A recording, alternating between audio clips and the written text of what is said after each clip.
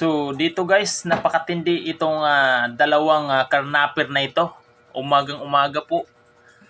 Talagang inaatake nila yung isang naka-rider. Ayan po.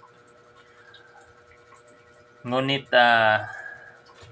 nagpigil po yung naka-rider na gusto nilang karnapin ang kanyang motor at hindi binigay yung motor. Kaya ngayon, buti may nakasunod na isang nakakotse at binubusinahan po yan guys.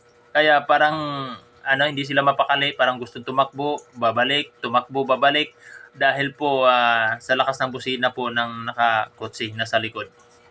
Ayan. Kunyari pa dukot-dukot pa, kala mo may dudukotin.